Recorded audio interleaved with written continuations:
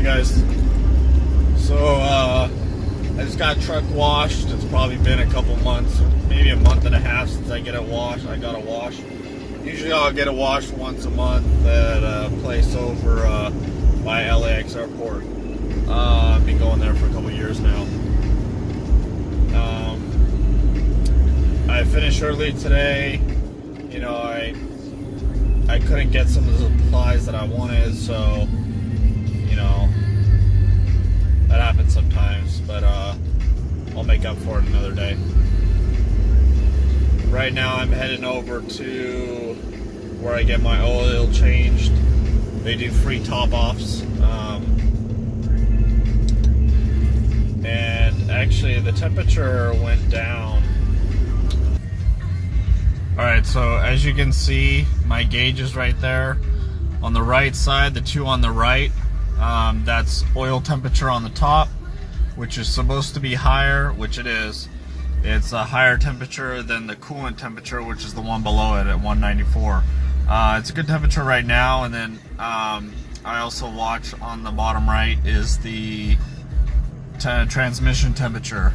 So in the last couple days, I noticed with me not towing, and it's only about 75 degrees outside all day, it'll get up to about 205 for the oil and the coolant temp, and the transmission temp will be up to 175.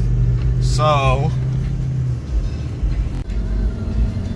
when my truck gets up to that temperature and I'm not towing and it's not that hot outside, I mean, it's not a bad temperature, but it's not normal, I'll usually go get a top off at the oil change place. Usually it's probably going to be my coolant that ran out. It's running kind of low, because usually the coolant goes through the transmission, it goes to the oil, so it affects both of those and makes those temperatures go higher if I'm running low. So I love this Edge product. I think it's great. You know, I can monitor and fix things like this and change the fluids, you know, even though I don't even pop up the hood. So it's great. I'm also, you know, always watching my battery, making sure my battery's at a good temperature, at a good voltage, and the FICM, which also needs to be at a good voltage, and that's basically the brain of the engine. And then I'm always watching the boost. Usually I can hear the boost, but if I can't hear the boost, I'll check it out, make sure the PCIs are good. So it's always good to have this product. Alright, so I just put more coolant in. It was probably needed about a half a gallon, which is quite a bit. But there was still coolant inside the reservoir. So it's not like, you know, it ran out, it was running out completely.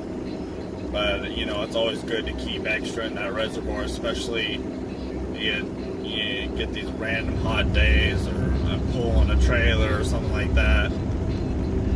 But yeah, right now it's at 162 for the transmission fluid. Yeah, the coolant temp is 188 and the oil temp is 190. So usually on a regular day at 75 degrees, I'll probably be around 195. Yeah, 190, 195 around town, just driving around on the street. For the oil temperature, I'll hit 200 when I'm driving on the freeway, but very rarely. I did upgrade the transmission pan to a bigger one, and it didn't do anything to the